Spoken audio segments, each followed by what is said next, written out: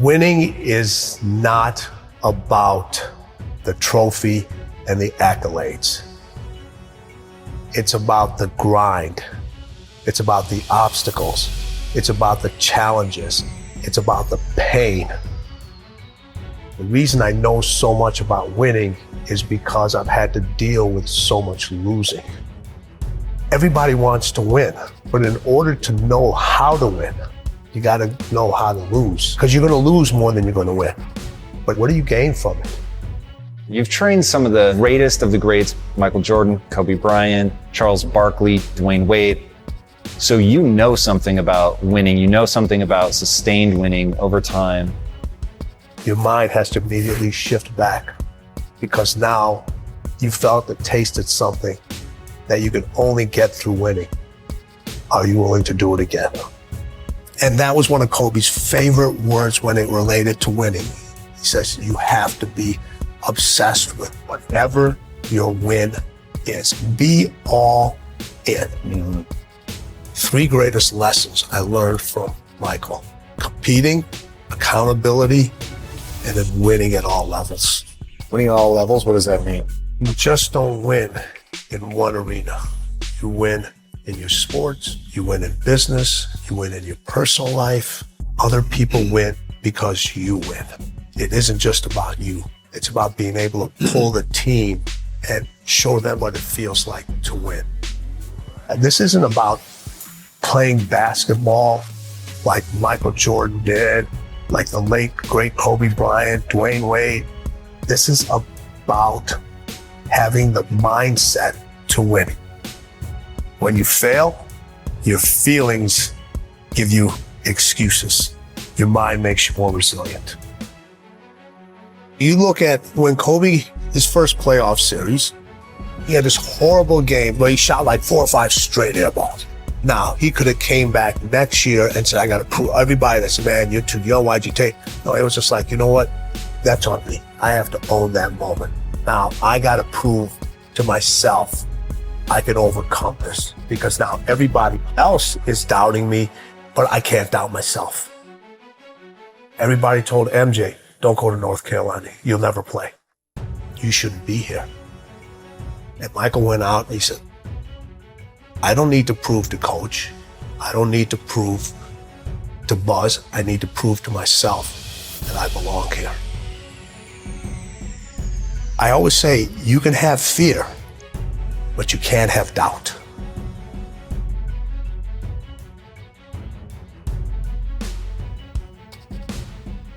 When I was working with my professional athletes, it required me to do a lot of traveling. And this story gets me every time. So when people say, it didn't hurt, it still hurts. I was packing for a trip. My daughter walks into the room. She says, Dad, why do you travel so much? I said, sweetheart, this is how I provide for the family. This is how I take care of you and Mom. This is how I put food on the table. She looks at me and says, Daddy, if I eat less, will you stay home more?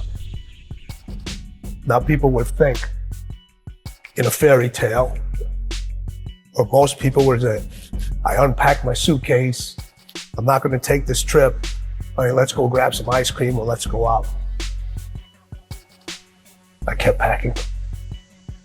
Why? I had to set an example for her early of what it meant to win and what you have to leave behind sometimes in order to pursue what's unique to you. And I wanted her to understand this is who I am. And I want to set an example for you. I had a conversation with her later on to tell her why I did all those things. In the middle of the conversation, she stopped me. She goes, I get it. I understand. She saw the results. She saw how it brought us closer together. She understood my dedication to my craft and what it took to excel and what it took to be different and what it took to stand by unpopular decisions, knowing that every successful person that I've met, every successful person that I know had to make those decisions over and over again. There are things that are going to have to take a backseat. You're going to have to leave a lot of things behind.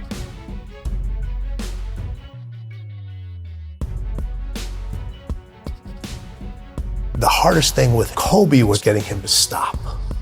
Yeah, okay, take a break, rest, Yes, take the day off. that was the most challenging thing with him, because over all the years that he had his success, it was about go, go, go.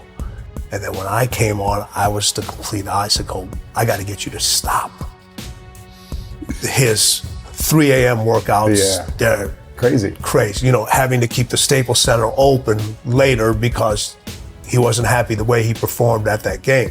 And I would not leave till he would leave. Really? Yeah, so we would be in the arena sometimes 2, 3 o'clock in the morning. Shut up. All the lights are turned off except on the court, and we just keep going, we just keep going. What is the mindset of winning? They both had that.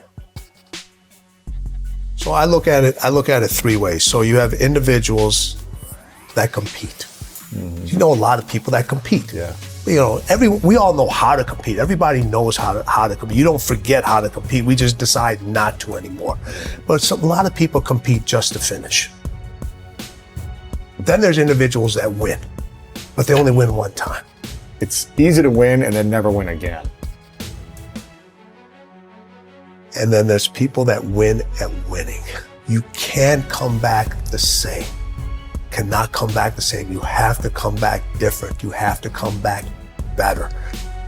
Winning wants you to be different. Winning requires you to do different things. Winning requires you to think in a different way. Winning speaks its own language. Winning has its own way of recognizing you. Winning wants you to write your own story. Stop looking for steps. Those steps are infinite. Find your own path to winning. Because as the late, great Kobe Bryant said, winning is everything.